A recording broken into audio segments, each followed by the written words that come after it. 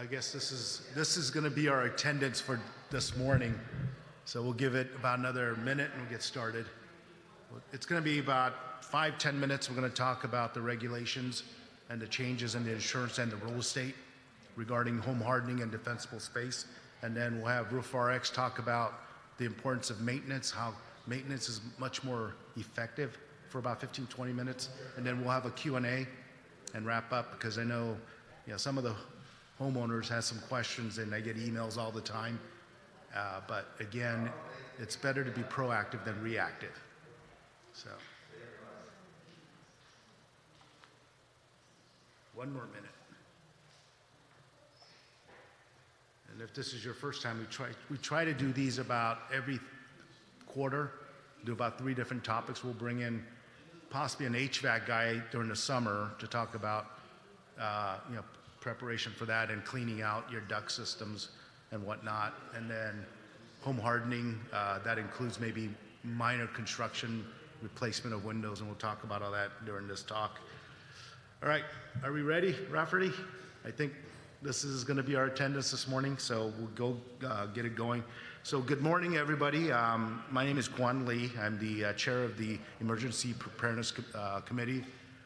One thing that I think La Habra Heights should be proud of, we are the only city nationwide to be recognized as a Firewise USA community. What does that do? It tells us that the community is involved and preparing for wildfire exposures and other disaster exposures, and then getting community involved through education, proactive, home hardening, defensible space, and then our quarterly cleanup. So that's next Saturday. We're going to meet here around 6:45, 7 to 9. We go up Hacienda Road north and south and pick up debris that could be an additional fuel or identify. I think one of the things we did before a disaster happened was that morning we were at, Cañada, and there was a box of nails that was dropped. And there was like 200 pieces of nail all over the road that we were fortunate nobody hit. And so we spent the time to pick it all up. So these are things that happen. So we ask that the residents partake in it. It's a good way to get to know your neighbors. It's a good way to communicate and, get to know your neighbors so you can create these 5 pods that we created. And that's for communication. So in case something happens, a disaster, it's going to take time for the fire department, because we only have one fire department. If Hacienda Road is closed, it's going to take a while for them to respond. So we need to check up on each other's neighbors and identify those that are most in need. So, but today, it's about Roof RX, one of the components of maintaining your roof to prevent wildfire from causing damage to your home, which was the big component to both the fire up in, why am I blanking on this? Palisades, okay, and Pasadena area, Altadena. And you got to ask yourself, why did some of the homes survive while most of them burned? Okay, maybe that home had some proactive maintenance and home hardening, i.e. closing the eaves, checking the roofs, make sure the tiles are not cracked, where an ember could actually get in and start the fire. So you have to ask that question, why did they survive while the other ones didn't? So we're not going to solve every problem, but I think we're trying to educate as to how do you maintain your home at a lower cost rather than trying to go and fix the whole thing with all the problem issues. And ignoring it is not going to solve the problem. But so what's happening is at post Palisades and Altadena fire, insurance regulations have changed. And so fire rating implementation, what does that mean? Insurance companies now have to file a rate in order to offer, if a homeowner is proactive and engaged in defensible space and home hardening, they have to offer you a renewal now, effective July 1 of 2026. We're going to get into this more at the EPC meeting, and we'll get some information out to everybody, so what you can do to make sure how to respond. But one of the things you can do is, if you get a non-renewal notice, ask your agent or whoever sent the letter to send you the documentation why they're not renewing, i.e. was it an aerial flyover with the roof being algae or dark spaces or debris that was not, leaves or whatever it may be that's on there, could become a fuel, okay? And respond right away. And if you can take care of it by getting somebody up on the roof to get the debris out, or getting herbicide or whatever it is to destroy the algae growth, maybe that's a quick way of taking care of that issue. So when you do get a non-renewal notice, you'll get it typically 90 days, 60 days out. So it gives you some time. Do not ignore it. Respond right away. So those are the things. So what does this fire rating implementation do? It's a property-specific fire risk scoring. Okay, so property-specific. It's no longer a zip code now. It used to be 90631 La Habra Heights, LA County. You're in high fire zone, so nobody wants to ride here. They have to look at your specific property and say, okay, are you implementing defensible space, and are you adding, home hardening activities like Class A roof, correct? Double pane glasses, 0 to 5 with no debris or any fuel source. So, a lot of folks like to put vegetation around their house to make it look pretty, but is that plant really more of a fuel, or is it to prevent fire? So the simple answer is, from here to about here, there should be nothing other than hardscape, okay, or dirt. So what's driving the changes? We're seeing just last year escalating wildfires. We're seeing, we just had 2 fires last week. I was up in Montana. Apparently there was a fire in Riverside. There was another fire, up in the Pasadena area. And then we had that, human-caused warehouse fire, which destroyed, I think the total damage was $500 million worth of damage. So, and then what happened? Post the wildfire, there was California code changes in 2025, which mandate the fire scoring by the insurance companies. And then there's a lot of legislative pressure because the residents are saying to their representatives, hey, protect us here. We're getting non-renewed. And we started getting some of those letters in La Habra Heights, and then insurance companies stopped writing, period, any new business. I believe the major player in La Habra Heights was State Farm. State Farm got, I would say the best way to put it is the Palisades fire, the Altadena fire, the Santa Barbara fire that happened, but then following the fire, there was a mudslide. The insurance regulator said, no, this is not caused by a mudslide, which would be flood, correct? They said the primary cause of that loss was because of the fire, that trigger. So now they had to underwrite and take care of all that. So their surplus and their capabilities of underwriting has diminished. So they have to get off some of the policies. And low-hanging fruit is anything that shows, through a flyover, whatever it may be, is causing that to happen. So what is specific fire scoring? Class A roof, ember-resistant vents. It used to be 1/4 inch. If you can go 1/8 of an inch, it's great. If you can get pinhole type of, and these are low-cost things you can do if you walk around your house, you have open vents, go to Home Depot, wherever it is, buy some mesh, cut it up, and just put it in. It doesn't take a lot of time, probably 1.5 hours of your own time. If you want to use a contractor, great. If it's a 2-story home, and maybe you may need to use a contractor because you don't want to climb up a ladder and put yourself in that. And especially in La Habra, we don't have flat grounds. We may be on a hill, so make sure you protect yourself in that regards. Non-combustible sidings, enclosed eaves, multi-pane tempered glasses, single pane windows does not fight heat well. And most of your fires that get into the house is because there's a single pane glass that breaks because of the heat, especially if they were built prior to 1970 or earlier. Then rain gutters. If you have rain gutters, you got to put covers on so the leaf and other debris cannot accumulate within the rain gutters, because that could be a fuel if an ember flies. Because in the old days, we thought ember was going to just be from here to here, but we saw that with the fire back in 2000, I believe 17, we saw the winds blowing about 60, 70 miles an hour. They thought it was an arson that was setting the fire every 2 miles. What it was, the wind was taking the ember 2 miles and dropping and they're starting a new fire. So what are some of the things that the city did when we first started the process of trying to reduce fuel? We got rid of a lot of eucalyptus trees, and we're asking to get rid of some palm trees. And if you look at East Road, there used to be a lot of pine trees that used to hang over as a turn happens by the golf course. They're gone, because if there was a fire or a disaster, these things were 24 to 30 inches wide, and if it fell over into the street, emergency response is going to take 6 hours to get to somebody to help. So some of the things that city has done, we're trying to, create evacuation routes. So those are the things we're doing. So what is these home hardening features affect the insurance? It gives you credits if you're proactive. If you don't do it, then there's surcharges. So what it's doing is, by being proactive, it's making the insurance company offer you a renewal. The only time they can offer non-renewal is if you're not responsive to these. So rate surcharges, rate credits, eligibility at renewal, and then eligibility for fair plan. Some of the folks just say, I don't need insurance because I can't afford it, or I got too many things to do to make it happen. But in worst case scenario, the fire exposure is going to be the primary cause of a total loss.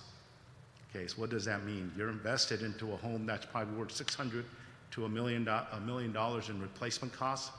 If a fire happened, where are you going to get that $600,000 to $1 million to replace your home?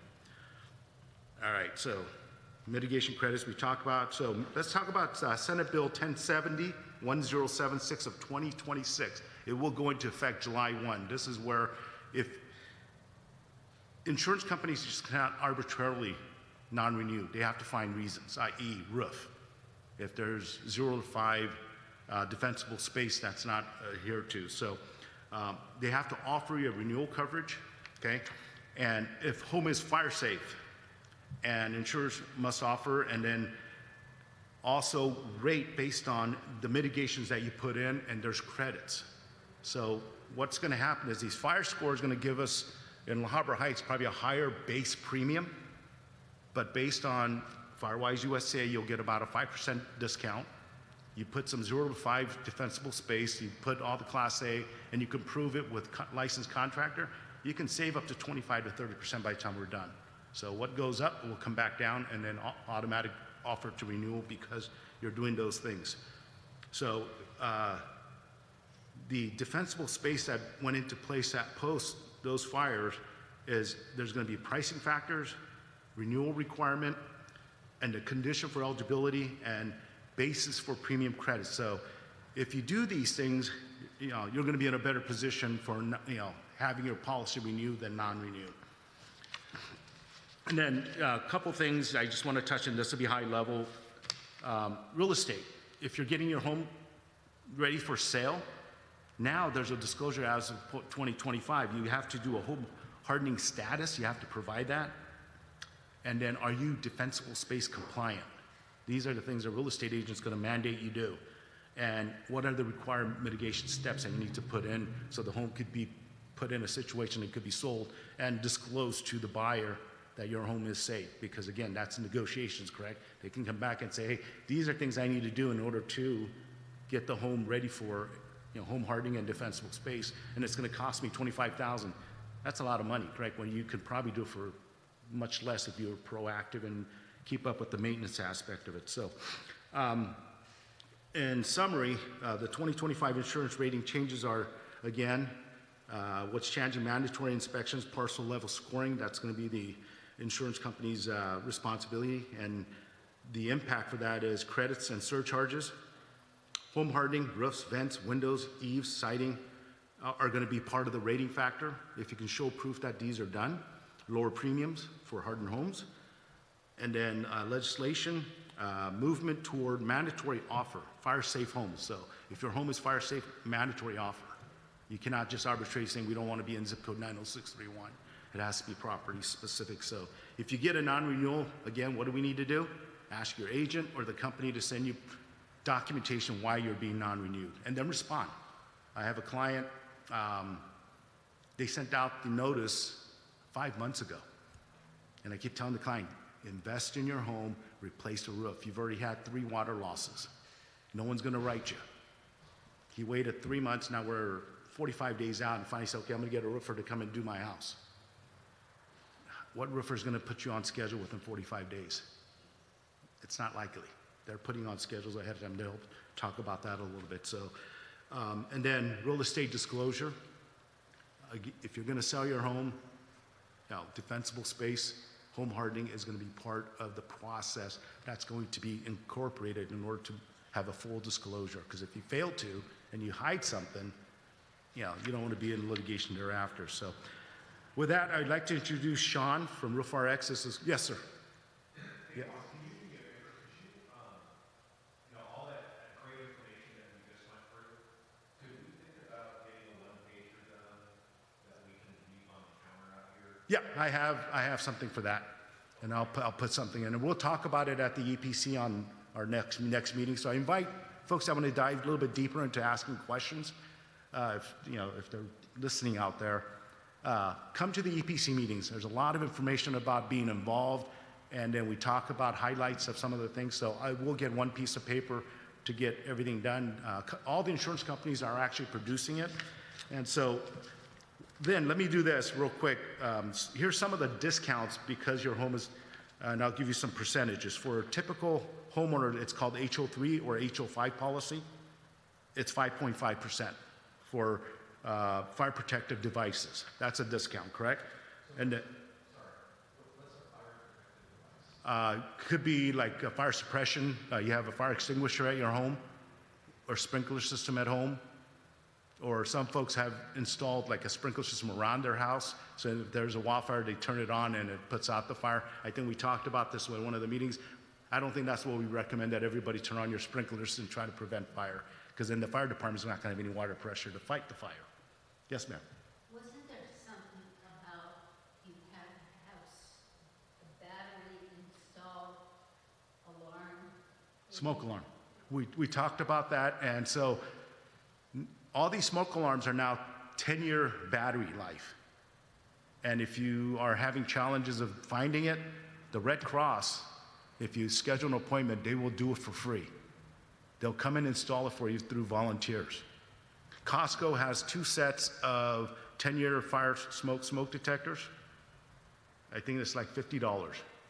Out of sight, out of mind for 10 years. Put a date on it.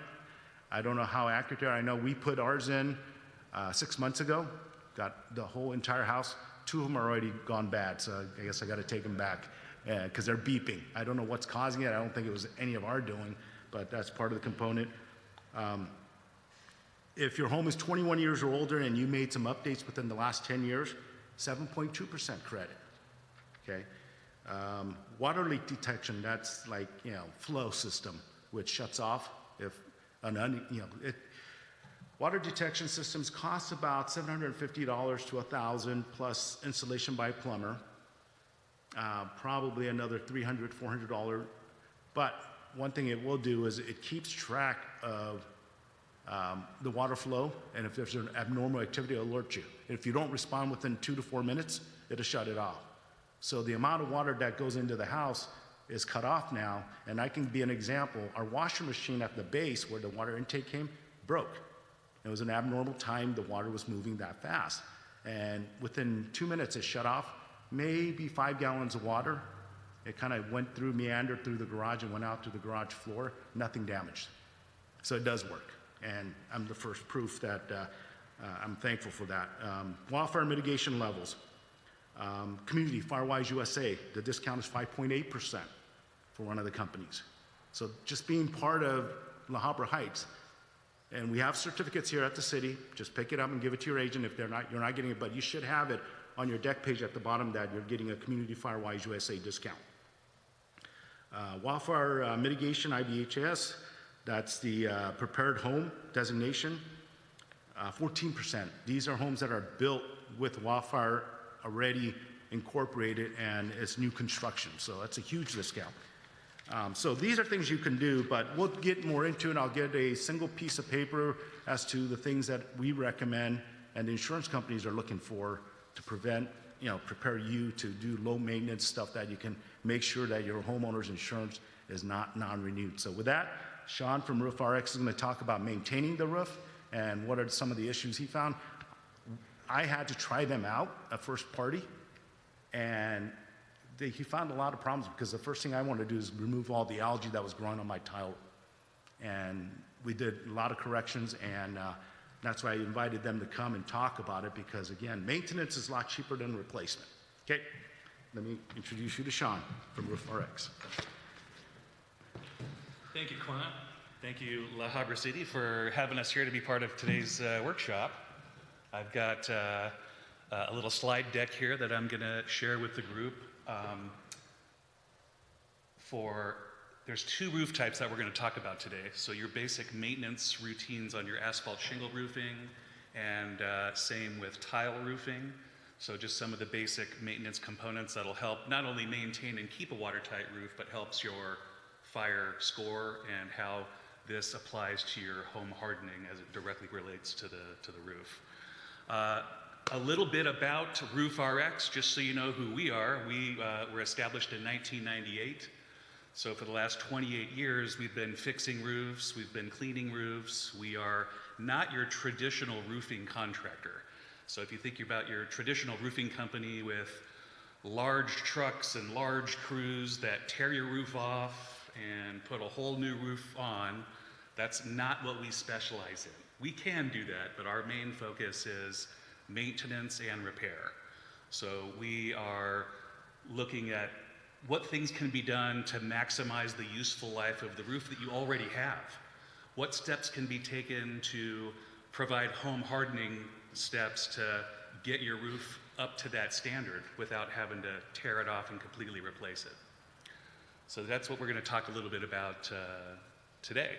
So we have on this, you'll see the checklist that we have on the monitors here, the inspection, the repair, and the maintenance. On asphalt shingle roofs, we're looking for, I know you mentioned you got a brand new one installed, so that's one that has a 40-year rated roofing system. From Cassidy Roofing Uh-huh. in Santa Fe Springs, it will not burn. Yeah. He came out and showed me the vents, because one time it was so windy in Whittier that pebbles from the ground were hitting my Right. So the granules were coming off. That's one thing we're looking for, is granular loss. Where are those areas occurring on your asphalt shingle roof? Those little sections can be repaired. We're looking for shingles that are curling, shingles that have come off. If there are areas where there are felt liners exposed or even wood is exposed. In the next slide, I've got just some photos that show these are some conditions that you may or may not know that you have. Sometimes roofing is out of sight, out of mind. And unless you have it checked on and inspected periodically, then you may not know that some of these conditions exist. Quan's roof, we looked at that one with our drone flight inspection, which I'll talk a little bit more about, and what comes through on those reports is what we can talk about. So asphalt shingle roofs, damaged, curling, exposed wood, these roofs can be repaired.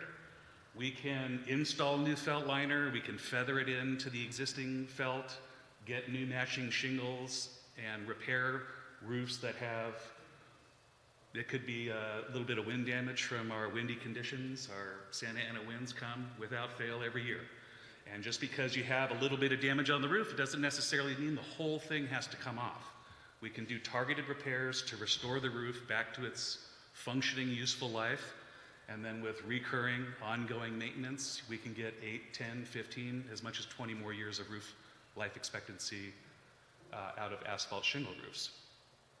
Our next slide is I believe we get into tile roofing here on our next slide.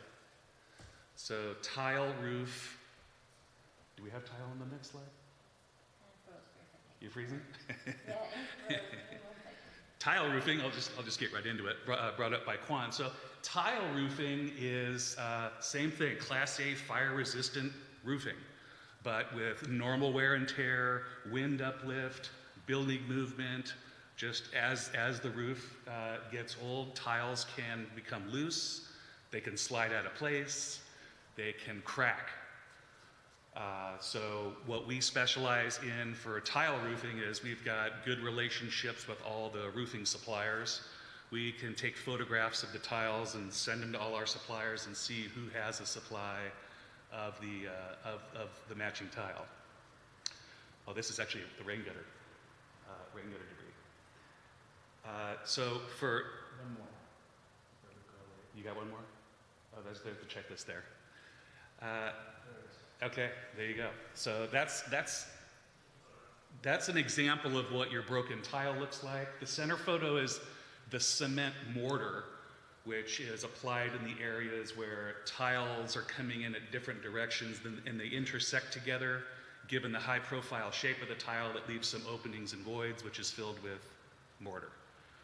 Mortar can crack and break too, and when you have openings like that on a tile roof, not only is that open to the weather for roof leaks, but it can allow embers to enter underneath the roofing system, which then can create a problem with your with fires. The next slide we have is algae buildup. So this is something that we've been working with a lot of homeowners on to remain insurable.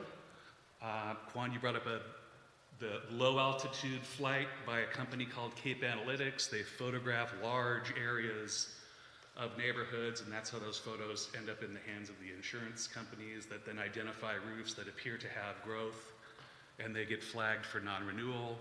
They get flagged for fix-it notices, and so you don't have to tear this off and re-roof it, right? It can be cleaned. That algae, moss, mildew buildup can be removed. In the next slide, we have sort of, this is your before and after. We do have our services that we do a soft clean on these roofs, so it won't blast off the granules on your asphalt shingle roof. It won't take away the curb appeal on your tile roof. Actually, it will help improve it quite a bit. But that's one thing that's been coming up frequently for insurance and cancellation notices is this buildup of algae that requires a removal. So we use biodegradable, landscape-friendly algicides that can get down into the pores of the tile and help prevent it from growing back. The first thing that we'll do is a thorough inspection on the roof because we want to make sure that if there are broken tiles, we need to identify those and replace those.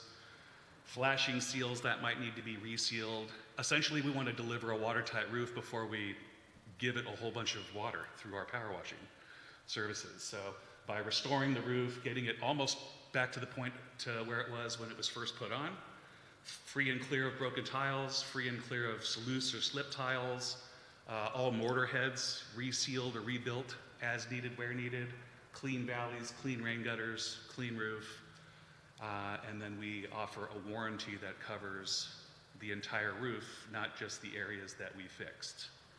So that's another a nice roof warranty offering that we have. It's called the Total Roof Warranty. It's a renewable warranty option. On our next slide, this is, so how does all of this work? What do I do? How do I find out what the roofing condition is? How do I know if I even need these things that need to be done? So for this month, for this group, we're actually offering a free consultation to examine the roof, make sure nothing's out of place, everything's in place, functioning properly. All of our inspections are done with high-resolution drone flight technology, which does require FAA compliance. Our drone pilots are all licensed Part 107 drone pilots.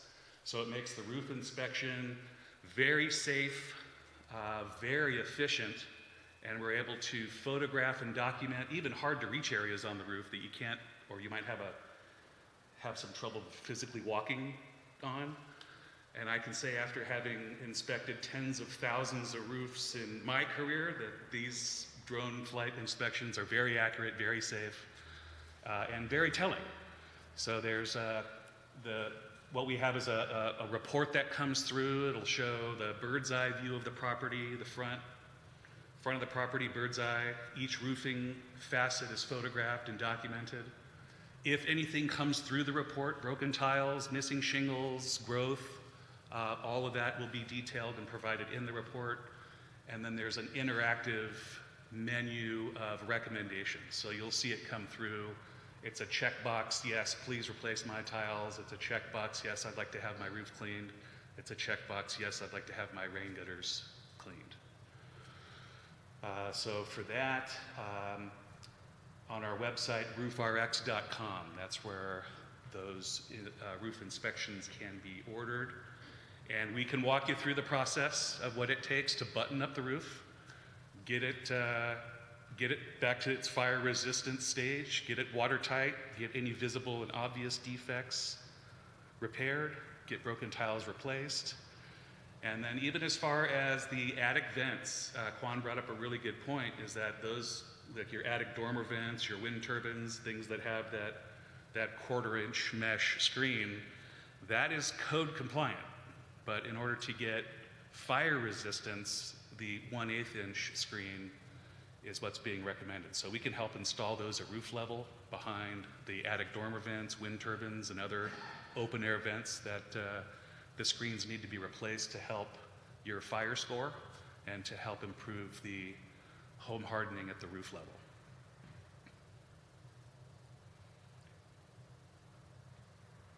And that's what I've got for everybody today. If there's any questions that you guys have, I'm happy to answer those. Did I do that good of a job? Yes, sir. On a tile roof, is there a life expectancy? I know there's a bell underneath it. That's a good question. So life expectancy on a tile roof is determined by its felt paper. So there are older roofs that can go between 30, 40, as many as 50 years with the right amount of maintenance. That's what's important, especially on tile roofs, because as tiles break and slip, now water can get past the tiles and it's soaking and saturating the felt below, which can cause it to fail prematurely. But on the average, you can get between 40 to 50 years. Newer tile roofs can last longer than that because there's been a whole lot of improvements in the felt liners. They're now synthetic. They last a lot longer now. So if your tile roof is somewhere in the neighborhood of 20 or 30 years and you haven't had it inspected in a while, now would be a good time to do that, even if it's a little older.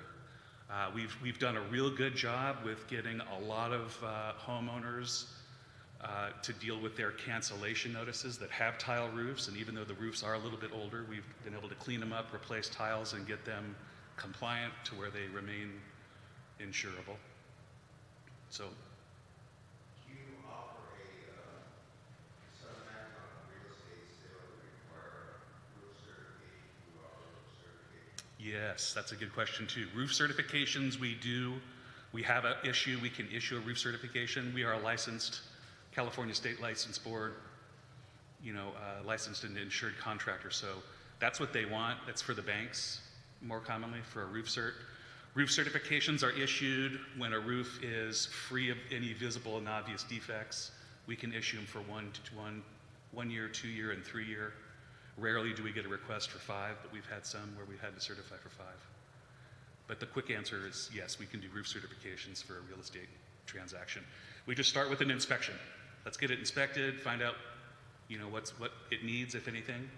If it's free and clear, it's a new roof, it doesn't need anything, we can instantly certify it. If it needs a little bit of maintenance or something came through on the original home inspection report, then we want to get those items I know prepared. you're offering free inspection for Firewise people here. Yes. What's the normal cost of inspection? Is that by square footage? It's a flat rate of $199. Yeah, so that's the, Does that include some of the maintenance that maybe uh, they used to be, correct? well, we did, yeah, we had that. So $199 is the cost of the report all in. So it'll have the type of roof, its condition, recommended repairs, and life expectancy. We've been able to credit that towards repairs. So there's a little bit of a discount there. Yes? Covered rain gutters. Mm-hmm. Can you talk about them, please? So rain gutters, rain gutter screens, like covering the rain gutters. Quan mentioned that earlier. Yes, we have, there's different products that are available for that, but that's a real important piece in not only just keeping rain gutters clean, but there are screens that can be installed right at the top of them so water can pass through and drain, but it will not allow leaves and branches to get into the rain gutter and cause clogs. It'll keep leaves and branches and debris on top of the rain gutters, and it'll naturally fall off the roof, unless it won't and it has to be cleaned. But that's, rain gutter screens is something that we install. That is by the linear foot. By request, that's something that we can offer in our drone inspection. Once we have surveyed and cataloged the roof, we can measure up all the square footage and add that in as an option if that's something that you're looking for. I have a two-story home. Mm-hmm. If I do 5 feet around the home with no vegetation, how will that affect my necessary use of covered screen on the top of the second story? Just so I understand your question, how would the rain gutter, would there be a benefit? Yes. Would I have to do it? Is that If you have trees that are above roof level, that's where yeah. So if you have trees that are higher than roof level and the leaves land on top of the roof, then that's where the rain gutter screen would be a benefit. that it's legal? I must do that in order to be legal. I think that's something, It's law, no, what you're doing is, you're maintaining your home and preventing an ember flying into your rain gutter where there's leaves that could cause it as a fuel to ignite the fire. So you want to get rid of ignition sources. And part of that is cleaning and maintaining, and by having a leaf cover, you prevent leaves from forming within the rain gutter itself. And also what it does is if leaves flow into where the drainage is, you're going to have overflow, and then that water could get into the roof system or leak down into wherever, causing further damage. So yeah, you do want to maintain. There's no legal aspect of it. You're just doing proactive to prevent fuel sources in case an ember flies into it. You're not igniting anything. Does that make sense? Yeah. thank you for that, Quan. Yes, sir. So if someone was looking up in the Harbor Heights to put a new roof on their house, Mm-hmm. what's like the sweet spot between fire resistance and cost? What material would you recommend to a resident that's looking to replace? That's a great question. So what is the sweet spot and what roof material would satisfy the needs of a re-roof and be the best fire retardant option?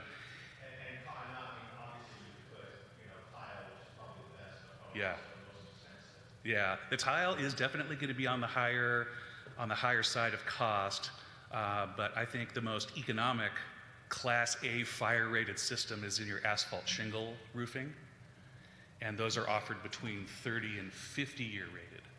So they have 30-year rated, 40-year, 50-year. These are companies like GAF, Owens Corning. Those are some of the top brands that you'll see available at like Home Depot, Lowe's, and yeah. Yeah. Right. Yeah. Yeah, definitely. Definitely the felt liner in the day it was just asphalt saturated paper, 15-pound, kind of lightweight. The advancements there is it went to 30-pound thicker to 40-pound. Now that material is synthetic. It's like a vinyl. It's much lighter weight, much longer lasting, waterproof by itself. And that's how the advancements in the industry have gone to synthetic felt liners and then thicker, longer lasting asphalt shingle roofs. Like the top of the line you'll see is the Lifetime series and the Presidential series. Those are the 50-year rated asphalt shingle roofs that are nice and thick and that are doubled with the synthetic felt liner. And it comes with a specification from the manufacturer on which synthetic to use, coupled with their product to get a manufacturer warranty of up to 50 years. So, of those, which would, someone was looking for a cost-effective way on the heights to replace the roof. Yeah, I would look at GAF and Owens Corning at the 30-year rated asphalt shingle products that they have. Yeah, that'd be a great place to start. And then of course they have, that would be, if there's a good, better, and best, that would be between good and better. Asphalt shingle? When you look at someone who's trying to manage costs Yeah. and increase the fire resistance of their home, Right. 30, 40-year asphalt shingle is like the spot you kind of look at That would definitely be the way to go. with a synthetic overlay. Yeah. Yeah, and then that's a Class A fire-resistant roofing system. So, and then of course, we don't see too many of them, but if there's some old wood shake roofs, some old wood shingle roofs that are still out there, those we can't service anymore. That would be a recommendation right to a re-roof, in which case that's what that would be our starting recommendation point, which would be a 30 or 40-year asphalt shingle installation. Are you Yes, sir. seeing any, going forward, steel roof, corrugated, You know, there is some metal roofing, standing seam, corrugated. You know, we tend to see those more like in the mountain areas. Yeah. You know, more, yeah, colder climates. Not so much, because of the ice damming, those roofs perform better when you got colder climates where there's snow and there's ice and snow that dams up on the eaves and behind chimneys. That the metal roofing tends to perform a lot better than asphalt shingle does. Do you see those as effective fire? Definitely, yeah. That's also a Class A rated roofing system. Standing seam metal, corrugated metal, yes. Hey, Roger, does Firewise allow metal roofs? Okay, so that changed. There you go. You answered. Let's just kind of do a recap. Okay, And, thanks everybody. Thank you. Yeah, go ahead. One more question. Slightly on a different note, with summer coming and cool roofing, any thoughts, recommendations on keeping costs down with heat? Anything that could be done Insulation.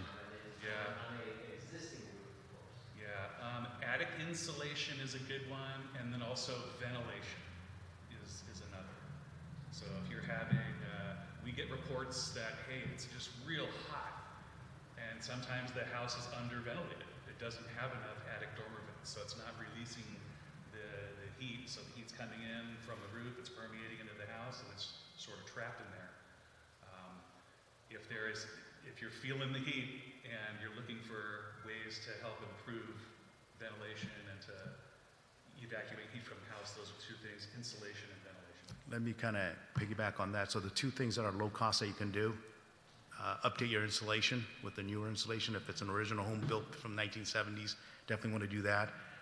There's a company that offers a whole house fan.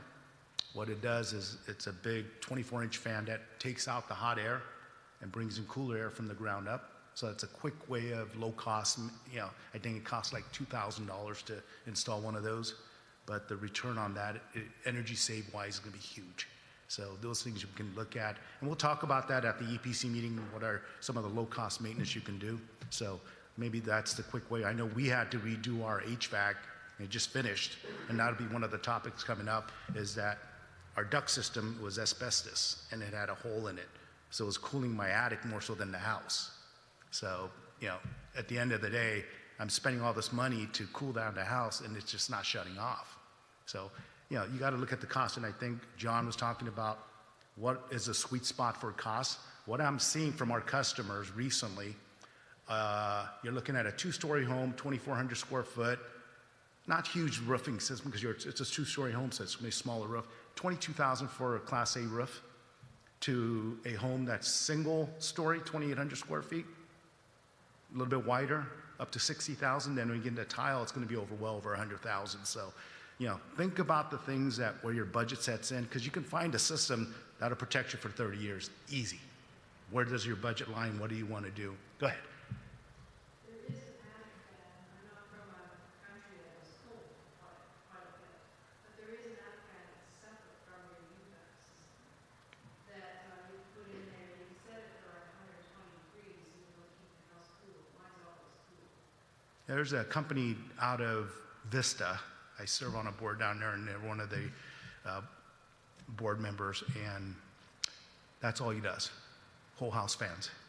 And then roof lights, those are things that you reduce energy somehow, but whole house fans seems to function because you're moving hot air away from the house and pulling in cooler air that's on the ground, so it can circulate within 5 minutes. So maybe that's what you can take a look at, depending on how your home is spread out. But just to kind of recap, what do when you get a notice from your insurance company? Ask for documentation, okay? Ask for documentation so you can respond. You're going to get that within 60, maybe 30 to 60 days, if not up to 90 days, saying, hey, here's what we found, address it, or we're going to non-renew you.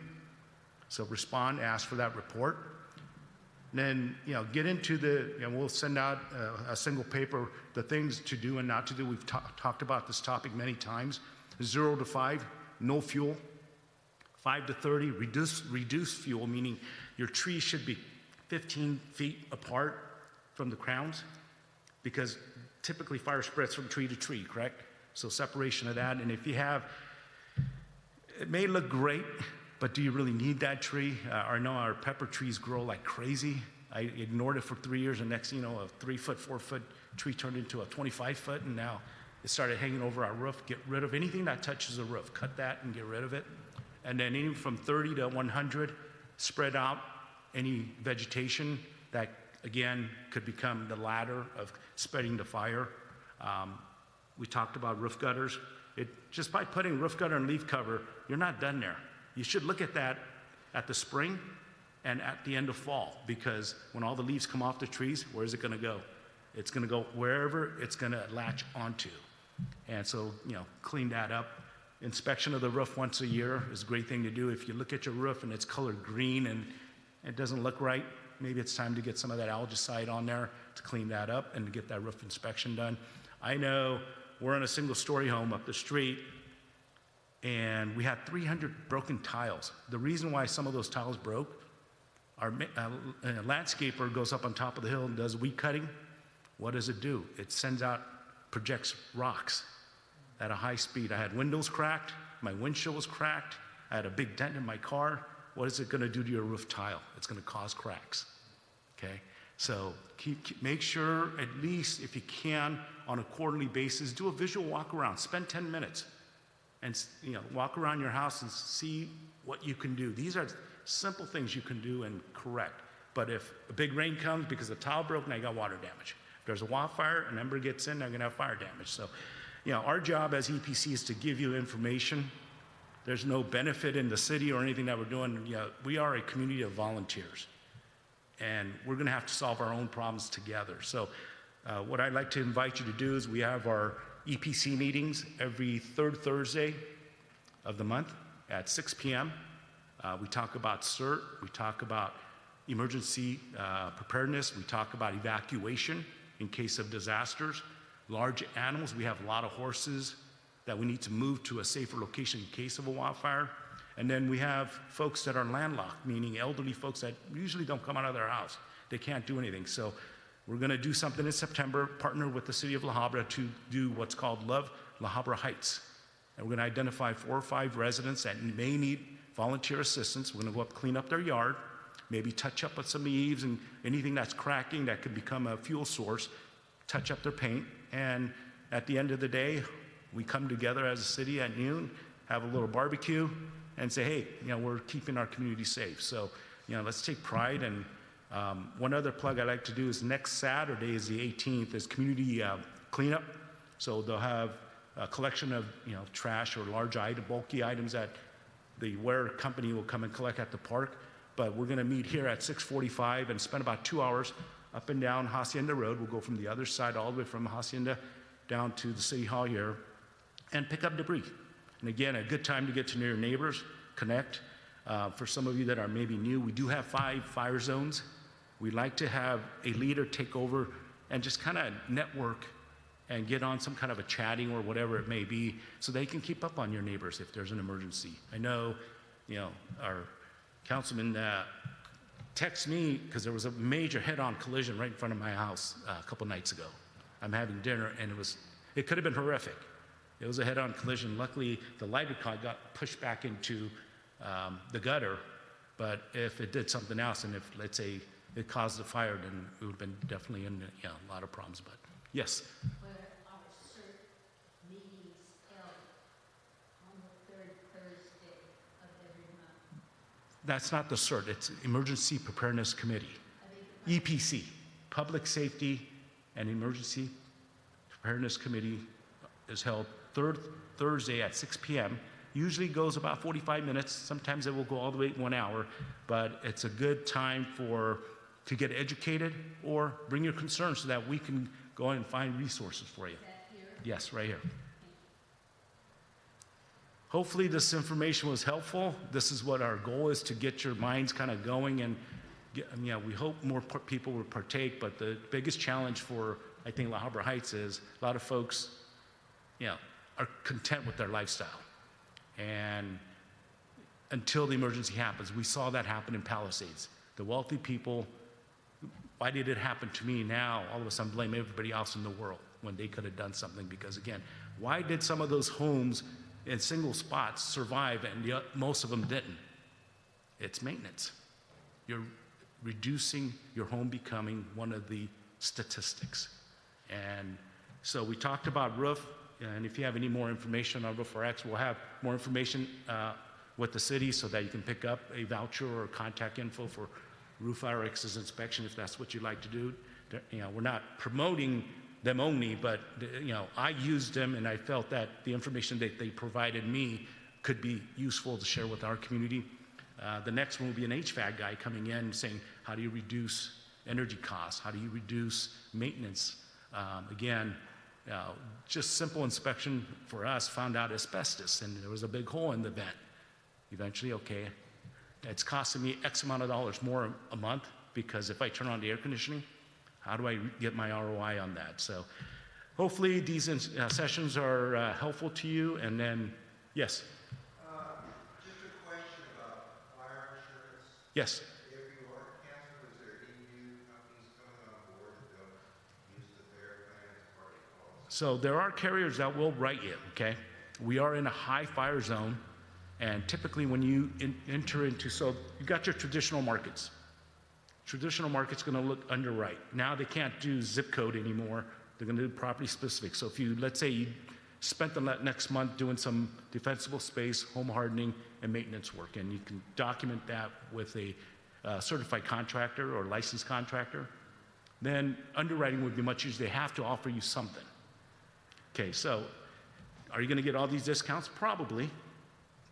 But without the FAIR plan, what you can do, there's two things you can do. If FAIR plan just covers the fire, there's what's called a DIC, difference in condition policy. That is a separate policy that covers water, theft, all the others that a typical homeowner's would. So the two policies become a single homeowner's policy, but it's a lot more costlier. Then if that doesn't work, then we have what's called the excess and surplus marketplace. And that is, Lloyd's of London or other what we call offshore companies that put together a policy, but it's going to be at a higher rate. So now that zip code rating is going and it's based on fire score, what do? If you are having challenges getting insurance, let's do the maintenance stuff first. Let's harden our home, clean up our house, do make an investment, because at the end of the day, if you can save $5,000 a year by getting all this done, and rather than paying an insurance company, now your home insurance is going to be much lower. You're going to get that return on investment probably within 5 years. So those are small things you can do for maintenance. So there is a solution.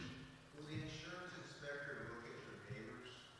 Our neighbors here in the heights seem to love the trees very much. They will look at it, but again, it's going to be property specific.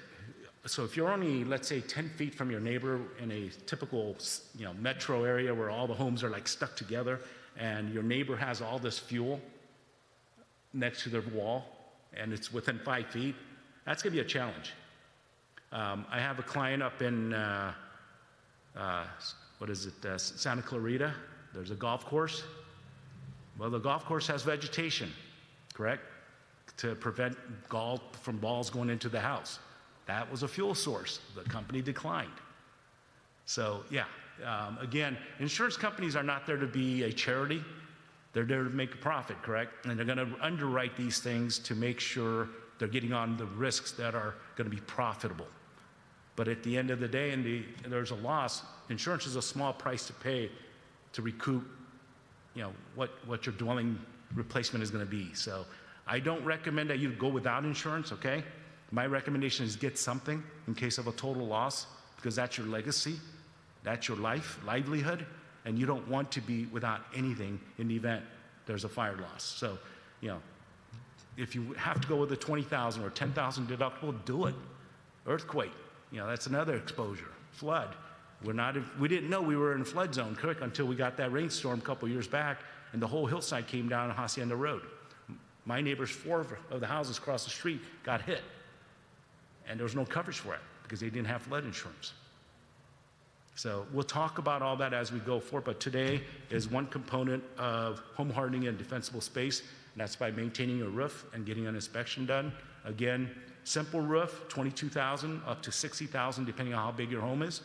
If you want elaborate, more of a tile, custom-made type, and then it's going to get over $100,000. So find a budget that works for you, but don't ignore it, because at the end of the day, if you have no insurance and there was a loss, that's a bigger exposure for you, because you know, a typical home now costs about $450 to $500 in La Habra Heights to repair per square foot. So multiply that number by the square foot of your home. That's where your home dwelling aid coverage should be. Okay, and we'll get into more of the insurance coverage components later at future education sessions. But we wanted to keep this about an hour. If you have any other further questions, we'll be around for another 5-10 minutes. And then if you want to get involved, more engaged in the deeper dives, I invite you to partake in showing up to the EPC meeting, because you know, we talk about many things about the community, and you know, I think this is something our city does a lot better than any other community out there, because I talked to Whittier, the mayor, nothing. Talked to the city of La Habra, nothing. You know, I've been in the city of La Habra with my business for 20 years now. And I know most of the people, even the city manager, and I sleep, I play. I sleep in La Habra Heights, but I play, serve, everything in La Habra. And then once I started doing this, I was serving in Whittier, talked to the mayor, talked about trying to coordinate this thing. The community doesn't respond. We do things more effectively because we are a small community, and our resources are us as volunteers and residents. So our job is to get that information. Yes, ma'am? I think it's because we started out with a volunteer fire department. That meant that we were tired of going into LA for government.